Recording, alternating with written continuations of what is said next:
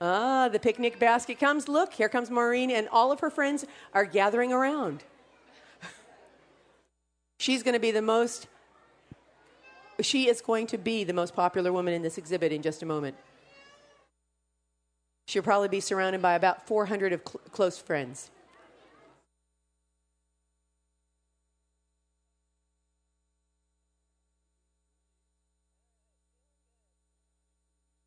Now, you may notice that we have a circling school of sardines and anchovies up there. They're not going to be visiting with Maureen at all.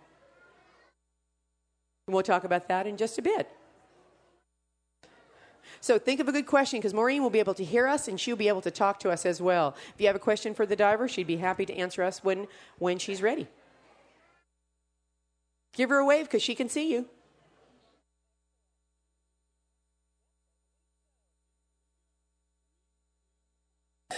Hi, everybody. How you doing? Hi, Christine. Hey, Maureen. Nice to see you with all of your close friends. A lot of my close friends. And it looks like the sheephead might be involved in this. So I'll let you know where he is when he comes that way. That's a good idea. Oh, you know, I see some sharks around you already. Yeah, the sharks are my best friends right now.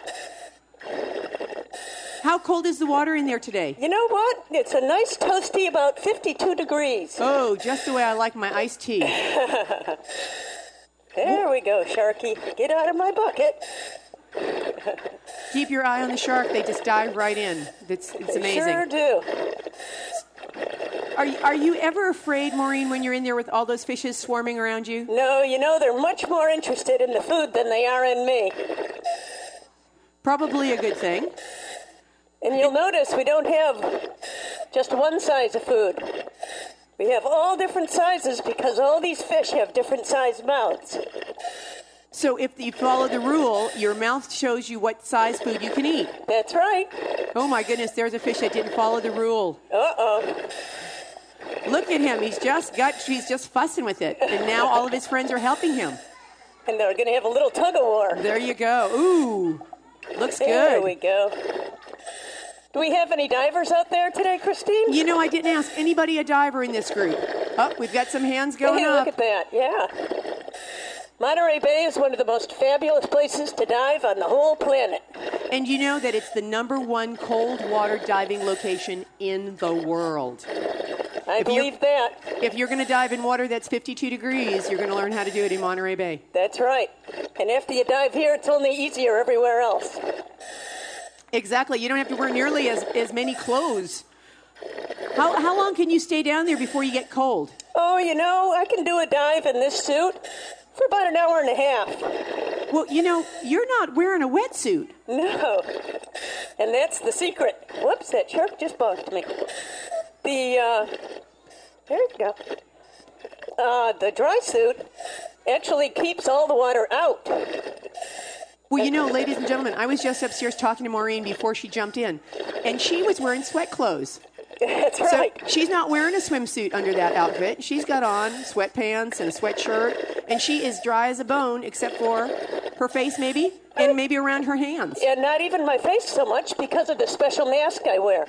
Oh, and that lets you talk to me. That's right. And lets you talk to them and the people at home on the internet. What a deal. Now, how do you hear me? I have this thing, it's called a bone phone, and it's pressed up against my skull right behind my ear. Is that bump that makes you look like Frankenstein? That's the one. There you go. And how does that work? It works with vibrations that go right into my eardrum, sort of like echolocation that whales and porpoises use to communicate with each other. Do I sound like Charlie Brown's teacher? Wah, wah, wah. No, actually, you sound very clear. There you go. The vibration actually wiggles the bone on her skull because you can't put things inside your ears when you're down at pressure. So that would make her crazy, and that would hurt her a lot. So she uses the outside bone phones. Oh, that's right. Look at this. Oh, come in, look little at sea that. bass. Come in, It's baby sea our giant bass. Look. sea bass. He's missing the big fish. Oh, he's missing the big food. Yep. Oh well. There'll be plenty for everybody, though. Plus, they all get fed twice a day. And sometimes 3 times if they do that crazy night thing. That's right. So now, are there any fishes in here that are protected? You know, the most protected fish in here is over in the corner behind me over here, and it's a bright orange fish. Did anyone see that one? It's called the Garibaldi, and it's the state marine fish of California. You mean that orange fish that looks like a goldfish? That's the one. You know, that's the only fish in all of the water that I've ever been diving in that's attacked me. Yeah. We're talking about a fish this big, grabbing a girl my size, and banging me on the mast. Absolutely. They're very territorial. They want you to stay away from their little algae nest. And they're in a family of fishes called the damsel fishes. So if you ever go to the Caribbean or Hawaii and a little fish comes and bangs on your mast, they're the fishes. They're saying to you, hey, we don't care how big you are. Get away from our stuff. That's right. A fish with an attitude. And they'll say that to the other fishes, too. So what kind of fish do you have in there? You have all kinds of different size things, but you didn't tell me what they were. What am I feeding them? Yeah. I'm feeding them some squid. Those were the big pieces.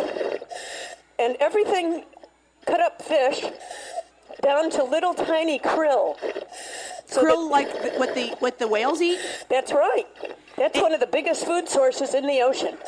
Wow. Now, I noticed that that school of fish isn't coming over near you. So does Gil have some food up there to throw to them? I think he does. Gil, how about that? Do you have some krill for the upper fish? I sure do. You ready for a little surface feeding? Oh, let's go. Okay, it's going to look like pink smoke up there. Take a look.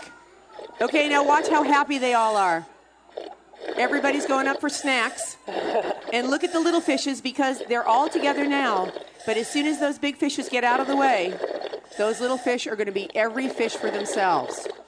That school is going to be completely degraded. And then when they're all happy, they go back together and they take care of each other.